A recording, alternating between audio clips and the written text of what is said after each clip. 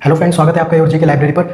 Indian geography हम लोग पढ़ रहे थे, ठीक। तो ये उसका नेक्स्ट लेक्चर है, ठीक। और साथ साथ हम और भी जो एक्स्ट्रा फैक्ट होते हैं वो भी हम कवर कर लेते हैं, जैसा जिस क्वेश्चन के अकॉर्डिंग स्टैटिक फैक्ट हमें पता होना चाहिए। तो ये नेक्स्ट लेक्चर है, इसको बिल्कुल ध्यान से देखिएगा। और अगर आप चैनल पर नए हैं तो वीडियो को लाइक करें, शेयर करें और चैनल को सब्सक्राइब जरूर कर लें, ताकि ऐसे इंपॉर्टेंट वीडियोज़ आप तक पहुँचते रहे। चलिए शुरू करते हैं।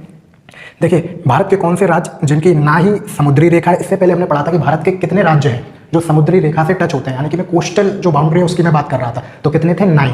कहाँ से हम शुरुआत करेंगे? गुजरात से। गुजरात, महाराष्ट्र, गोवा, कर्नाटक, केरल, तमिलनाडु, आंध्र प्रदेश और वहाँ पश्चिम बंगाल तक हम जाएंगे, ठीक। तो 9 राज्य हैं जिनकी समुद्री रेखा से सीमा साझा होती है। क्लियर। उससे पहले हमने पढ़ा था कि हमारे 7 पड़ोसी देश हैं, ठीक। तो इनसे हमारे जो राज्य टच होते हैं हमने उनकी बात की थी, जैसे राजस्थान पाकिस्तान से होता है, सिक्किम चाइना से, ठीक। तो इससे पहले हमने ये बात की थी।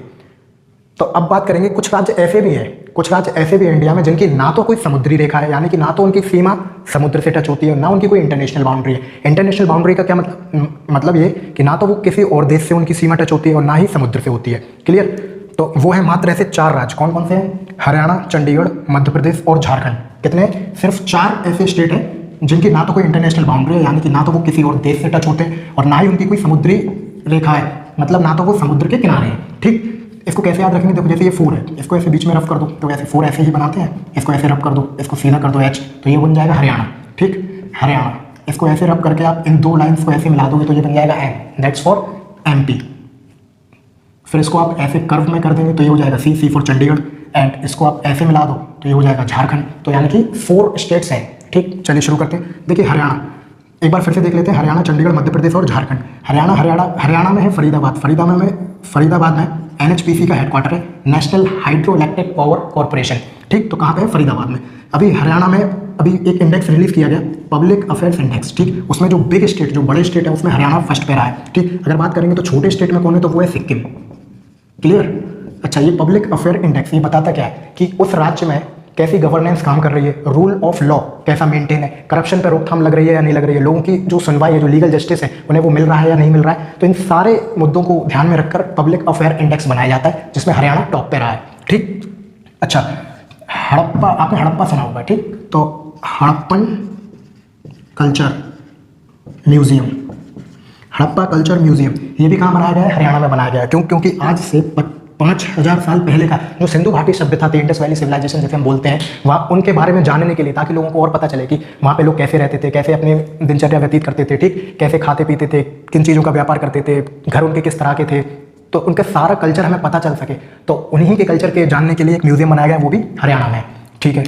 अब बात करेंगे चंडीगढ़ की। देखिए, अभी 8 अक्टूबर अभी ही निकला है, तो उसमें इंडियन एयरफोर्स का 90वां रेजिंग डे मनाया गया है, ठीक ना, यानी कि स्थापना दिवस। और इसकी स्थापना कब हुई थी? 1932 में। किसने की थी? ब्रिटिश एम्पायर ने की थी, ठीक। तो मनाया गया, वो कहाँ मनाया गया? वो भी चंडीगढ़ में मनाया गया। अच्छा, एयर से याद आता है एयरपोर्ट।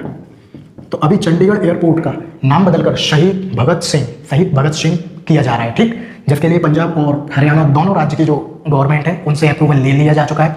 दोनों राज्य की क्यों? क्योंकि दोनों राज्य की कैपिटल क्या है? चंडीगढ़ ही तो है। पंजाब की चंडीगढ़, हरियाणा की चंडीगढ़, ठीक। चलिए नेक्स्ट मध्य प्रदेश की हम बात करेंगे। पहले ये रब कर लेते हैं, अब बात करेंगे मध्य प्रदेश की।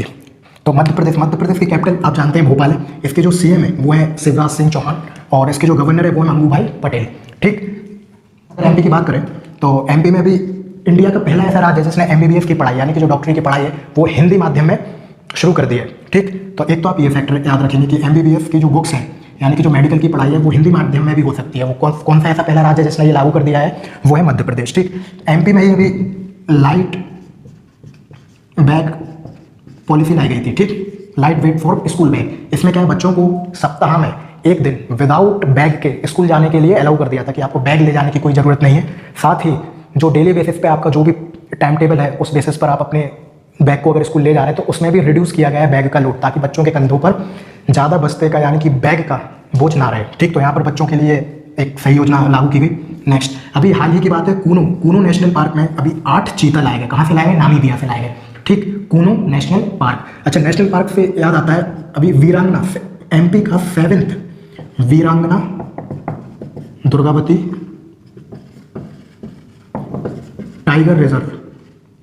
अभी MP में 7th वीरांगना दुर्गावती टाइगर रिजर्व बनाया जा रहा है। ये 7th है इन नंबर। इससे पहले पूरे देश में MP और महाराष्ट्र में सबसे ज़्यादा टाइगर रिजर्व थे। कितने थे? 6, 6, ठीक, 6 थे महाराष्ट्र में और 6 थे एमपी में। तो अब एमपी आगे निकल गया क्योंकि इन्होंने जो Madhya Pradesh wild life sanctuary board है उसने 7वें टाइगर रिजर्व की स्थापना के लिए अप्रूवल दे दिया है, ठीक है। तो वो भी कहाँ पे हो रहा है, एमपी में हो रहा है, इसको आप बिल्कुल याद रखेंगे। और यूपी ने हाल ही में अभी चित्रकूट डिस्ट्रिक्ट में 4th टाइगर रिजर्व के लिए अप्रूवल दे दिया गया है। तो यूपी में 4थे नंबर का बनेगा, एमपी में 7th नंबर का बन रहा है, ठीक। और इससे जस्ट एक पीछे है महाराष्ट्र जिसमें अभी तक 6 टाइगर रिजर्व है, आप इसको याद रखेंगे। अभी हाल ही में 3rd नेशनल वाटर अवार्ड बांटे गए, ठीक, वाटर अवार्ड। तो ठीक, तो ये डिस्ट्रिक्ट वाइज बांटे गए, स्टेट वाइज बांटे गए, उसमें भी फिर जोन वाइज, जैसे ईस्ट जोन का कौन सा डिस्ट्रिक्ट है जिसे नेशनल वाटर अवार्ड मिला है, तो ये तीसरे नंबर के है, ये 3rd एडिशन है इनका, ठीक। तो जो वेस्ट जोन का जो डिस्ट्रिक्ट है जिसे ये अवार्ड मिला है वो है इंदौर, तो आपको ये याद रखना होगा, ठीक, इंदौर। एमपी से एक चीज़ और याद रखेंगे कि महाकालेश्वर टेम्पल एक्सपेंशन परियोजना भी लागू की गई है, यानी कि जो महाकालेश्वर उज्जैन की मैं बात कर रहा हूँ, वहाँ पे जो मंदिर है उसका विस्तार किया जा रहा है। कितने करोड़, 800 करोड़ रुपए इसमें लगेंगे और ये 2 फेज़ में बनेगा, जिसका फर्स्ट फेज़ का इनॉग्रेशन हमारे प्रधानमंत्री नरेंद्र मोदी जी ने कर दिया है, ठीक। तो आप इसको बिल्कुल याद रखिएगा क्योंकि ये क्वेश्चन में पूछा जा सकता है। कहाँ पे, उज्जैन में। महाकालेश्वर का मंदिर कहाँ है, उज्जैन में, आप इसको याद रखेंगे। नेशनल वाटर अवार्ड कहाँ, इंदौर में मिला है, इंदौर को मिला है। लाइट बैग योजना बच्चों के लिए लाई गई ताकि आप सप्ताह में 1 दिन विदाउट बैग जा सके, ठीक। यहाँ पे बच्चों की मौज हो गई। इसके बाद एमबीबीएस की पढ़ाई हिंदी में कहाँ पे, एमपी में, ठीक। अच्छा, पढ़ाई से याद आता है, अभी त्रिपुरा की गवर्नमेंट ने completely English medium degree college शुरू किया है, ठीक। तो ये अपने आप में सरकार का पहला ऐसा प्रोजेक्ट है जिसमें कंप्लीट पूरी पढ़ाई सिर्फ इंग्लिश में होगी, पूरा अंग्रेजी माध्यम का डिग्री कॉलेज स्थापित किया गया है, ठीक, जिसका नाम है अरविंद जनरल डिग्री कॉलेज। तो आप इसको याद रखेंगे और ये त्रिपुरा का पहला ऐसा कॉलेज है, तो आप इसको याद रखिएगा। एमबीबीएस के लिए आप एमपी याद रखेंगे और ऊना नेशनल पार्क की अभी हमने बात की, ठीक। एमपी में ही, अगर एमपी की बात करें तो इधर पे इंडिया का फर्स्ट जियो पार्क वो भी एमपी में ही है, ठीक। कहाँ पर है, जबलपुर, कहाँ पर है, जबलपुर।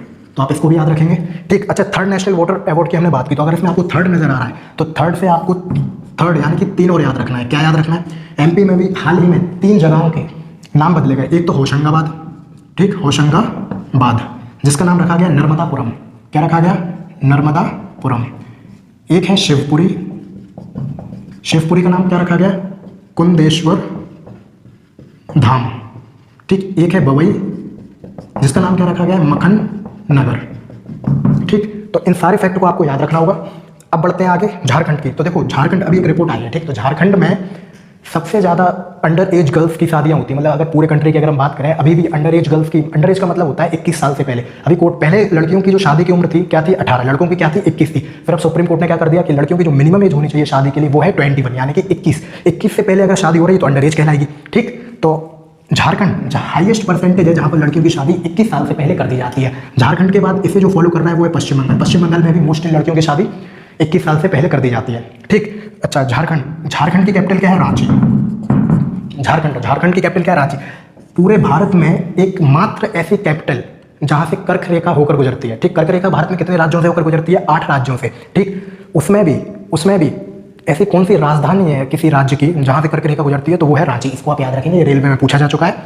तो इस तरह से हमने ये कवर किया क्वेश्चन की भारत के कौन से ऐसे राज्य जिनकी ना ही समुद्री रेखा है ना ही इंटरनेशनल बाउंड्री, सिर्फ 4 है, हरियाणा, चंडीगढ़, मध्य प्रदेश, और इसको आप ढंग से याद रखेंगे, ठीक। अच्छा, एमपी में देखो, अगर अभी बात करें आईएसएफआर रिपोर्ट की, आईएसएफआर रिपोर्ट क्या है, इंडियन स्टेट फॉरेस्ट रिजर्व, ये हर 2 साल में रिपोर्ट पब्लिश होती है, ठीक। इससे पहले आई थी 2019 में, फिर आई है 2021 में, अब कब आई, 23 में। तो 22 में जितने भी एग्जाम है, ठीक, सब में इसी से क्वेश्चन पूछे जाएंगे, जितने भी अभी होने रह गए हैं और जितने हो चुके हैं उसमें भी इसी से पूछेंगे, ठीक। तो सबसे ज़्यादा अगर एरिया वाइज फॉरेस्ट की हम बात करें, एरिया वाइज फॉरेस्ट कवर मतलब सबसे ज़्यादा जंगल कहाँ पर है, एरिया वाइज क्षेत्र में सबसे ज़्यादा, तो वो है मध्य प्रदेश, ठीक, मध्य प्रदेश।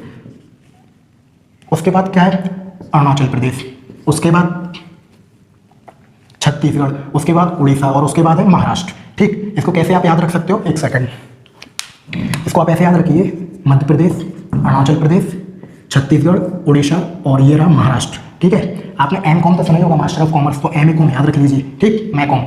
मध्य प्रदेश, अरुणाचल प्रदेश, छत्तीसगढ़, उड़ीसा और महाराष्ट्र। आपसे क्वेश्चन ये भी पूछा जा सकता है कि सबसे ज़्यादा ये 2 साल में फॉरेस्ट एरिया वाइज वृद्धि, यानी कि सबसे ज़्यादा एरिया फॉरेस्ट में, सबसे ज़्यादा फॉरेस्ट एरिया में बढ़ोतरी यानी कि इंक्रीमेंट कहाँ पे हुआ है, तो वो हुआ है आंध्र प्रदेश में, ठीक, आंध्र प्रदेश में। और सबसे ज़्यादा गिरावट यानी कि लॉस सबसे ज़्यादा कहाँ हुआ है, वो हुआ है अरुणाचल प्रदेश में, ठीक, अरुणाचल प्रदेश में। तो आप एक फैक्ट ये भी ऐड कर लीजिएगा।